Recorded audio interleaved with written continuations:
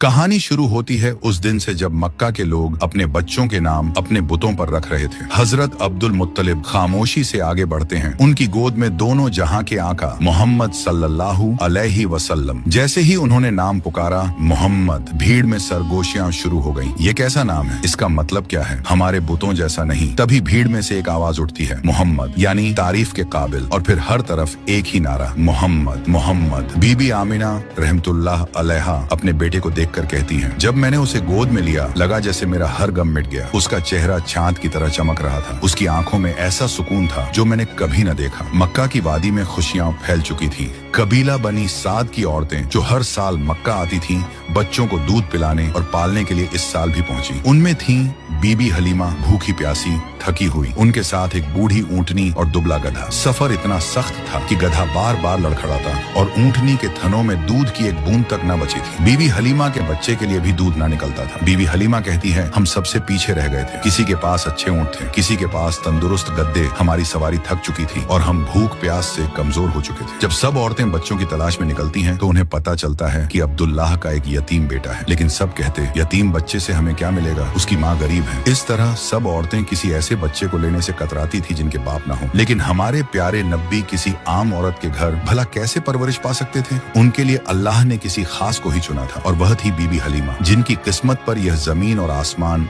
आज तक रश्क करते हैं। बीबी हलीमा और उनके शौहर हारिस ने भी सोचा था कि यतीम बच्चा लेने से हाथ खाली रहेंगे। मगर जब सब औरतें अपने अपने बच्चे ले चुकी और उनके हिस्से में कुछ न आया, फिर बीबी हलीमा ने अपने शौहर से कहा, चलो उस बच्चे को ही ले लेते हैं, शायद इसी में हमारी बरकत हो। हारिस ने कहा, हाँ क्यों नहीं, शायद यही बच्चा हमारे नसीब बदल दे। और जब बीबी हलीमा बीबी आमिना रहमतुल्लाह अलैहा के घर पहुंची तो उन्होंने देखा, और आगे क्या हुआ जानने के लिए पार्ट 2 जरूर देखें।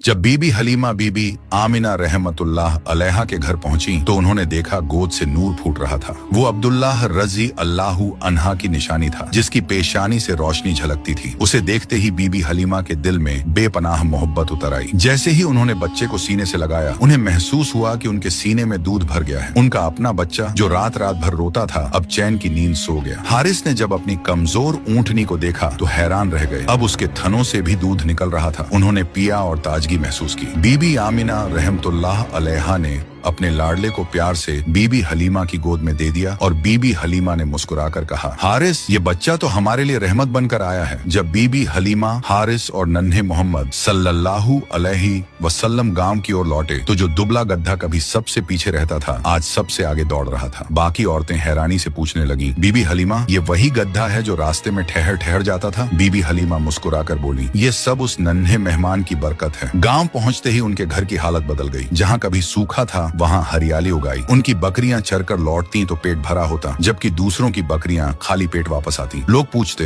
हलीमा तुम्हारे घर ये कैसी खुशहाली है? और बीबी हलीमा दिल ही दिल में समझ जाती कि ये सब उसी बच्चे की वजह से है। इस तरह बीबी हलीमा के घर दोनों जहां के आका तशरीफ फरमाते। बीबी हलीमा कहा करती थी, मैं मोहम्मद को अपने बेटे से भी बढ़कर चाहती हूँ। जब वो चूल्हे पर रोटियां सेंकती तो आग की तपिश उन्हें महसूस तक न होती। घंटों प्यारे नबी सल्लल्लाहु अलैहि वसल्लम को गोद में लिए उनके चेहरे की रौनक देखती रहती और सोचती कि उनका घर जन्नत बन गया है। मुझे इस बच्चे ने कभी कोई तकलीफ ना दी, बल्कि मेरी हर तकलीफें इसने दूर कर दी। वक्त गुजरता रहा और प्यारे नबी सल्लल्लाहु अलैहि वसल्लम अब करीब 3 साल के हो चुके थे। एक दिन उन्होंने अम्मा हलीमा से पूछा, अम्मा मेरे भाई रोज कहाँ जाते हैं? बीबी हलीमा ने कहा, मेरे शहजादे, मेरे जिगर के टुकड़े, वो बकरियां चराने जाते हैं। नबी सल्लल्लाहु अलैहि वसल्लम ने फरमाया, मेरा भी दिल चाहता है कि मैं उनके साथ जाऊं। बीबी हलीमा बोली, मेरे प्यारे बेटे तुम बहुत नाजुक हो, मुझे डर लगता है कहीं आपको यह धूप परेशान न करे। मैं आपको तकलीफ में नहीं देख सकती। मगर जब प्यारे नबी सल्लल्लाहु अलैहि वसल्लम ने बार बार कहा तो आखिरकार अम्मा हलीमा ने इजाजत दे दी। हालांकि उनका दिल अब भी फिक्रमंद था। इस तरह अल्लाह के प्यारे हबीब नबी सल्लल्लाहु अलैहि वसल्लम बकरियों को लेकर जंगल की तरफ जाने लगे